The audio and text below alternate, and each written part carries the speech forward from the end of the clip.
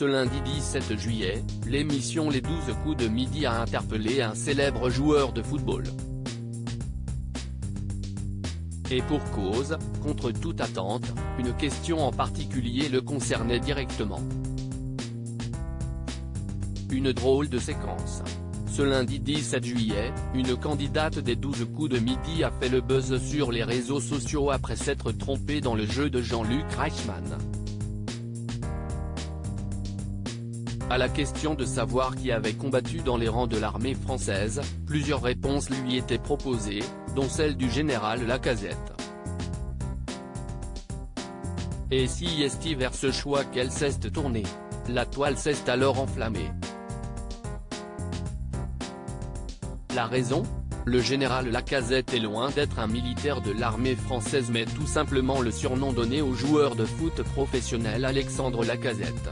Plusieurs internautes se sont amusés à repartager son erreur sur Twitter et même le capitaine de LOL, lui-même, a épinglé la candidate malheureuse en story Instagram. Et un non madame, a-t-il commenté une photo de cette dernière accompagnée de plusieurs smiley qui pleurent de rire. Voir notre diaporama. L'origine de son surnom CST en 2017 Alexandre Lacazette a hérité du surnom de général, lorsque sous le maillot lyonnais, il a marqué un but mémorable, sans doute l'un de ses plus beaux aux yeux des amateurs de foot. C'était lors des huitièmes de finale de Ligue Europa, lorsque son club affrontait la Roma. Le journaliste et commentateur pour beIN Sport, Philippe Genin, en est à l'origine. Le général Lacazette, pour le 4e but de l'Olympique lyonnais. Un coup de canon terrible, avait-il à l'époque lâché à son micro en direct. Des années plus tard, ce surnom est resté dans les mémoires. À tel point que le service marketing du club a eu l'idée de faire imprimer de nombreux stickers avec la dite expression.